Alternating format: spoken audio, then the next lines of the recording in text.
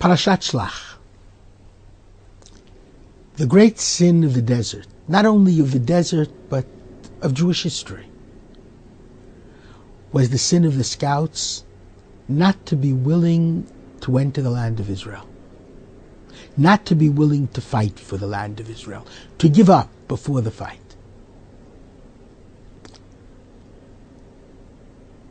It's fascinating, however, that there were two individuals, 2 out of the 12,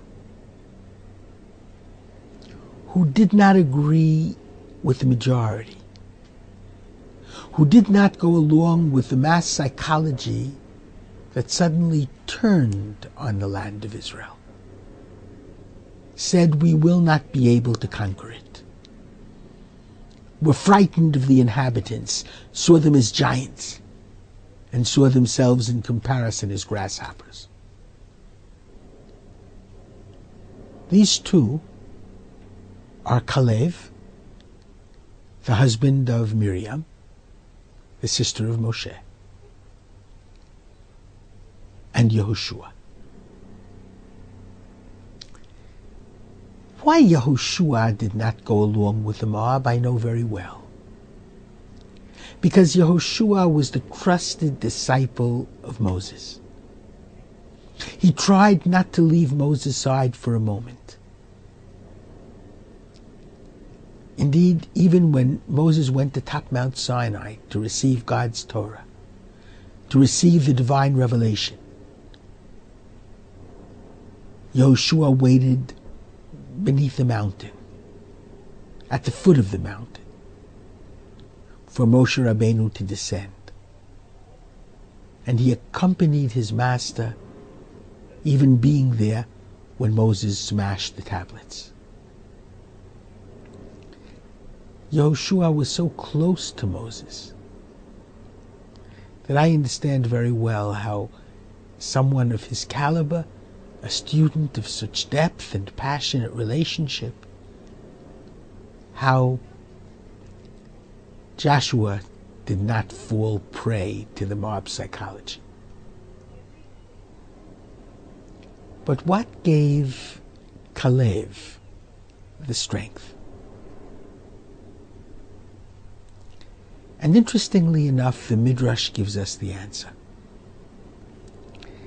In the beginning of the portion of Shelach, the Bible says, after giving us the names of the scouts, Vayalu Banegev, and they went up to the south.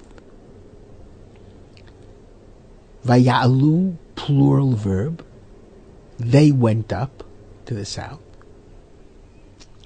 Vayavo ad Hebron, and in the singular form, one came to Hebron. Rashi cites a Gemara in Sota 32. Sota 34. Kalev levado halach sham. Only one of the 12 went to Hebron, turned off a bit to go to Hebron. And that was Kalev. And why? Lehishtateach al kivrei avot. To spend time to pray, to fall on his face before the graves of our patriarchs and matriarchs in Hebron.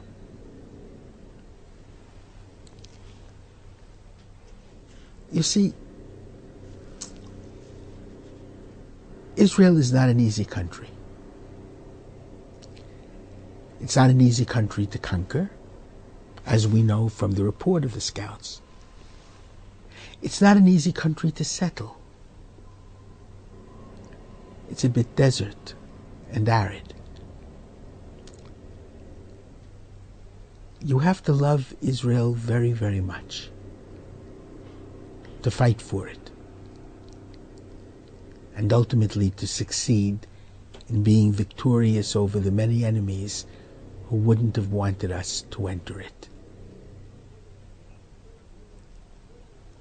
What gives an individual the desire to fight for the country of Israel? Now, you know, one of the names for the book of Numbers is Sefer Pikudim.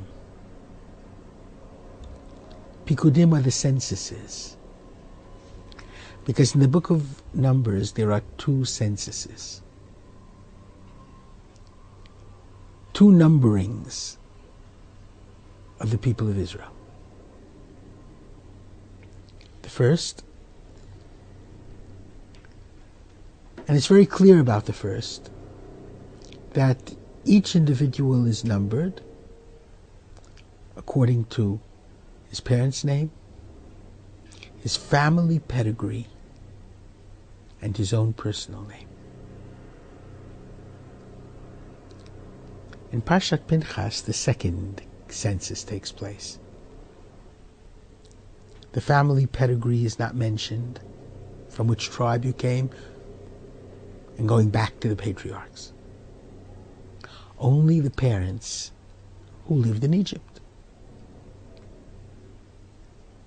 Not even the personal name.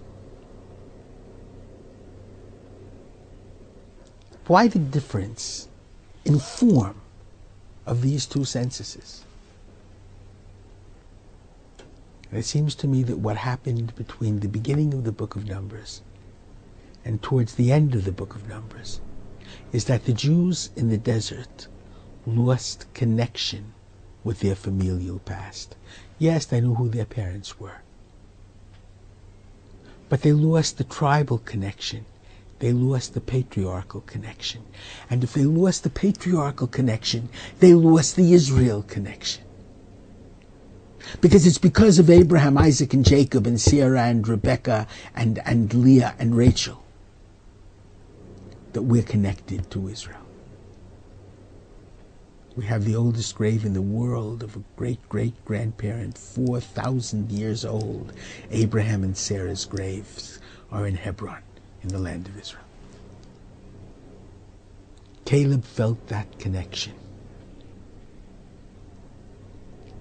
And therefore he felt the connection to Israel,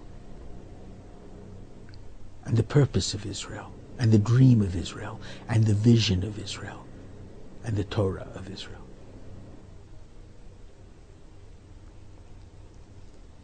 And that visit to Hebron was the reason for, and the strength which he carried within himself, for the ultimate decision to break with all the other spies, scouts, and to stand four square with the conquering of the land of Israel.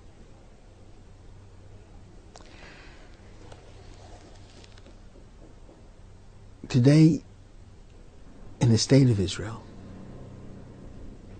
there are people who wouldn't go to the IDF even, although they should.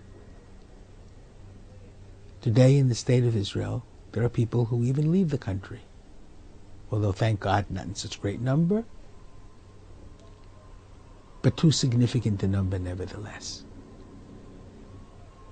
No question in my mind, the connection to the state of Israel and the land of Israel is as in direct proportion to their connection to their history, their familial history, their biblical history, their connection to the tribes, to the patriarchs, and to the matriarchs. Shabbat Shalom.